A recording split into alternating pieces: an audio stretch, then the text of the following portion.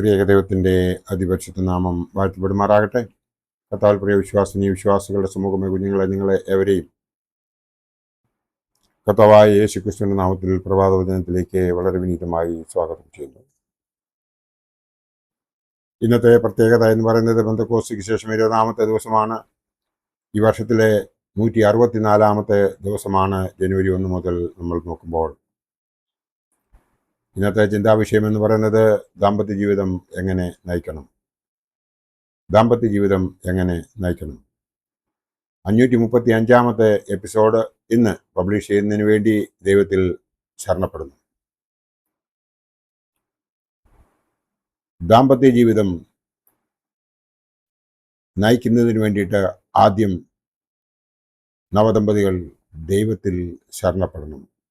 ദൈവത്തിൽ ശരണപ്പെടുന്നത് ആദ്യം അവരെ രണ്ടുപേരെയും കൂടെ കൂട്ടിച്ചേർത്തത് ദൈവനിയോഗമാണ് എന്ന് മനസ്സിലാക്കി ആ വിവാഹ കൂദാശയിൽ നടക്കുന്നതായ പ്രാർത്ഥനകളും ആ പാട്ടുകളും ഒക്കെയും ശരിയാവണ്ണം ശ്രദ്ധിച്ച് അത് അവിടെ ഏത് രീതിയിലാണ് നമ്മളെ അത് ഭരമേൽപ്പിക്കുന്നത് എന്ന് കൃത്യമായി മനസ്സിലാക്കിയെങ്കിൽ മാത്രമേ ദാമ്പത്യ ജീവിതം അനുഗ്രഹീതമായി മുമ്പോട്ട് നയിക്കുവാൻ സാധിക്കത്തുള്ളൂ.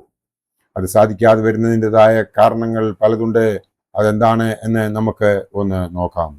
ദാമ്പത്യം വിശുദ്ധിയും നന്മയുമാണ്. ആത്മത്യാഗവും നിസ്വാർത്ഥ സ്നേഹവും ഉൾക്കൊണ്ട് നീതിയും ശാന്തിയും പ്രതിബദ്ധതയും കുടുംബത്തിൽ വളർത്തി ദൈവകൃപയുടെ അനുഭവത്തിൽ വളരണം എന്നുള്ളത് ആദ്യം ദമ്പതികൾക്ക് മനസ്സിലാക്കണം.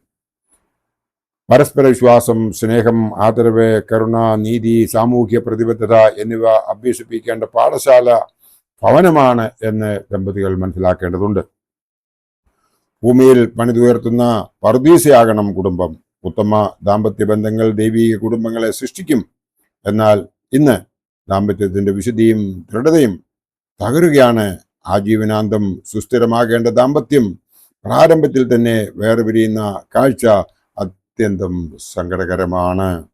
ആഗോളവൽക്കരണം, മുതലാളിത്ത മനോഭാവം, സാമൂഹിക മാധ്യമങ്ങളുടെയും വിവര സാങ്കേതികതയുടെയും സ്വാധീനം എന്നിവ പവിത്രമാക്കേണ്ട കുടുംബ ബന്ധങ്ങളിൽ ജീർണത സൃഷ്ടിക്കുന്നു. കമ്പോള ഉപഭോഗ സംസ്കാരം പരമ്പരാഗത മൂല്യങ്ങളെ തകർക്കുന്നു.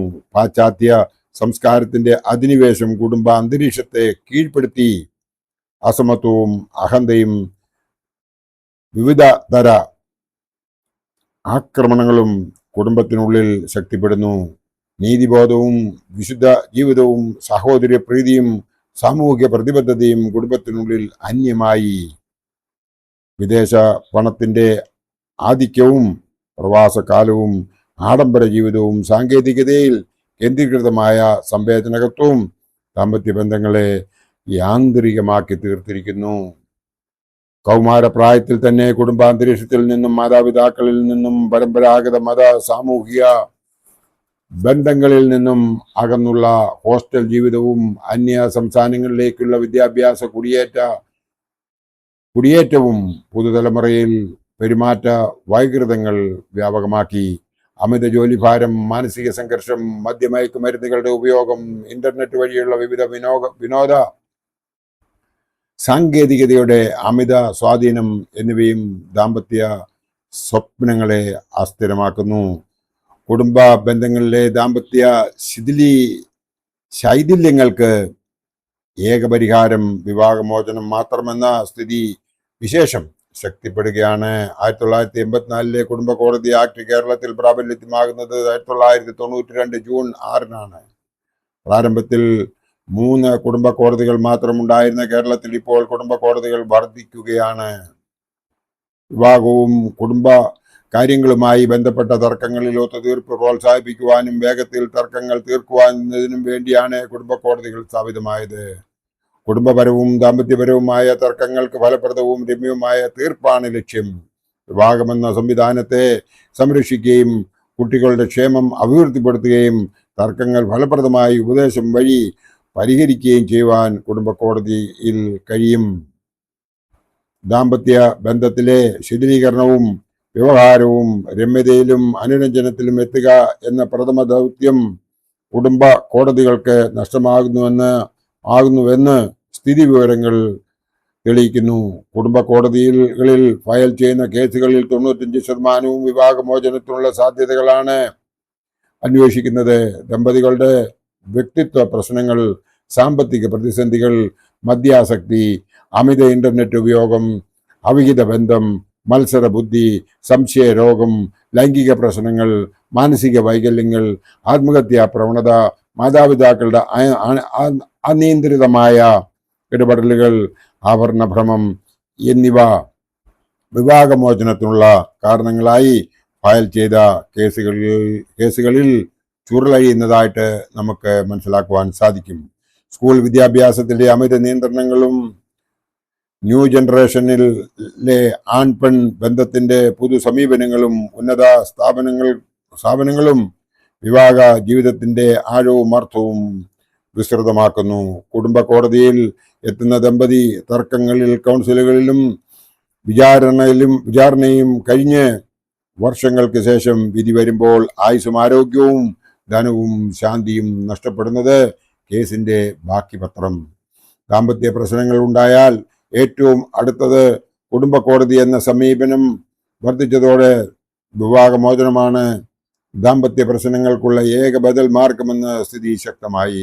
ഉന്നത വിദ്യാഭ്യാസം, ജോലി ലഭ്യത, സാമ്പത്തിക സുരക്ഷിതത്വം, പ്രവാസ ജീവിതത്തിനുള്ള സാധ്യത, ഒറ്റയ്ക്ക് പ്രതിസന്ധികൾ നേരിടുവാൻ കഴിയുമെന്ന മനോഭാവം എന്നിവ സ്ത്രീ പുരുഷന്മാരെ ഭൗതികമായി സ്വയം പര്യാപ്തമാക്കുന്നു.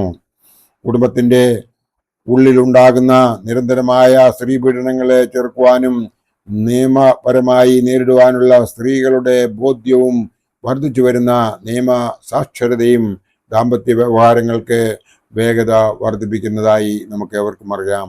കേസുകൾ വേഗത്തിൽ തീർപ്പ് കൽപ്പിക്കുന്നതിനോ ദാമ്പത്യ തർക്കങ്ങൾ രമ്യമായി പരിഹരിക്കുന്നതിനോ കുടുംബ കോടതി സംവിധാനം പര്യാപ്തമാകുന്നില്ല.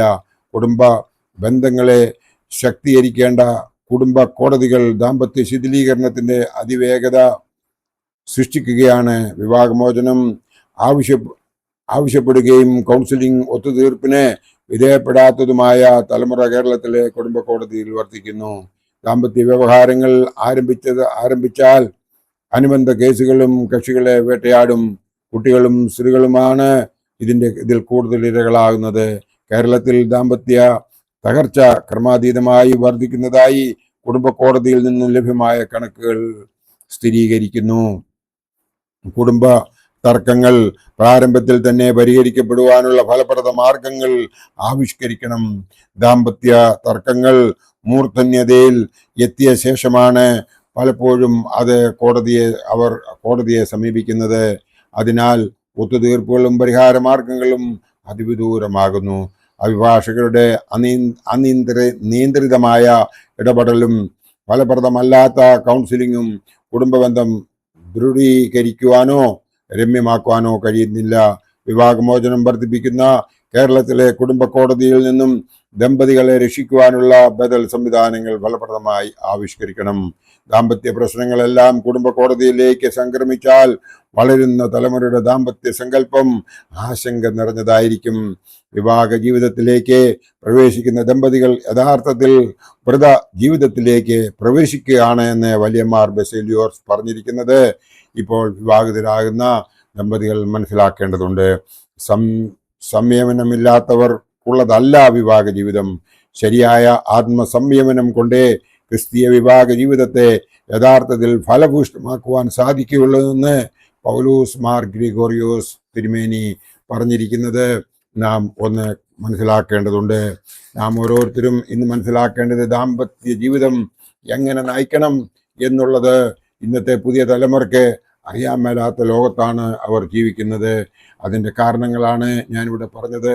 അതിനു വേണ്ടിയിട്ട് ഒരേ ഒരു കാര്യം മാത്രമേ ഉള്ളൂ. വിവാഹ ശുശ്രൂഷയിൽ നാം കേൾക്കുന്നതായ ആ ഉദാശയിൽ വായിക്കുന്നതായ ആ ഭാഗങ്ങളും പ്രാർത്ഥനയും ആ ഗാനങ്ങളും ഒക്കെയും വളരെ ശ്രമിച്ചുകൊണ്ട് അവരെ ഏൽപ്പിക്കുന്നതായ ഉത്തരവാദിത്വം അവർ കൃത്യമായി മനസ്സിലാക്കിക്കൊണ്ട് അവർ മുമ്പോട്ട് ജീവിക്കുന്നുവെങ്കിൽ അവർക്ക് നല്ല ഒരു ക്രിസ്തീയ കുടുംബം കെട്ടിപ്പടുക്കുവാൻ സാധിക്കും. അങ്ങനെ കെട്ടിപ്പടുക്കുന്ന കുടുംബത്തിൽ മാത്രമേ കുഞ്ഞുങ്ങൾ ആത്മീയമായി മുമ്പോട്ട് വളരുകയുള്ളൂ. അതൊക്കെയും സംഭവിക്കണമെന്നുണ്ടെങ്കിൽ ആദ്യം രണ്ടുപേരും ഈ വിവാഹ ആലോചന വന്നത് സ്വർഗത്തിൽ നിന്നാണെന്നും ഇത് ഒരിക്കലും അഴിയപ്പെടാത്തതായിരിക്കണമെന്നുമുള്ള ഒരു തീരുമാനം ഉണ്ടായിക്കഴിഞ്ഞെങ്കിൽ മാത്രമേ പരസ്പരം ഒരു കോംപ്രമൈസിൽ അഡ്ജസ്റ്റ്മെന്റ് ചെയ്ത് മുമ്പോട്ട് ജീവിക്കുവാൻ സാധിക്കത്തുള്ളൂ. അതിനെ പരസ്പരം മനസ്സിലാക്കുകയാണ് വേണ്ടത്. ദാമ്പത്യ ജീവിതം നയിക്കുന്നതിന് വേണ്ടിയിട്ട് അതിന് മധ്യസ്ഥനായിരിക്കേണ്ടത് നമ്മുടെ കർത്താവായ യേശു ക്രിസ്തുവാണ്. ആ യേശു ക്രിസ്തുവിൻ്റെ മധ്യസ്ഥതയിൽ നാം ജീവിക്കുന്നുവെങ്കിൽ കുടുംബം ഒരിക്കലും ശിഥിലമാകുകയില്ല. അതിനു വേണ്ടിയിട്ട് ദൈവം നമ്മളെ എല്ലാവരെയും അനുഗ്രഹിക്കട്ടെ എന്ന് മാത്രം ഈ അവസരത്തിൽ ഓർപ്പിച്ചുകൊണ്ട് എൻ്റെ വാക്കുകൾ ഇവിടെ സംഹരിക്കട്ടെ. ദൈവം നമ്മളെ കാത്ത് സംരക്ഷിക്കട്ടെ. ആമീൻ. നന്ദി, നമസ്കാരം.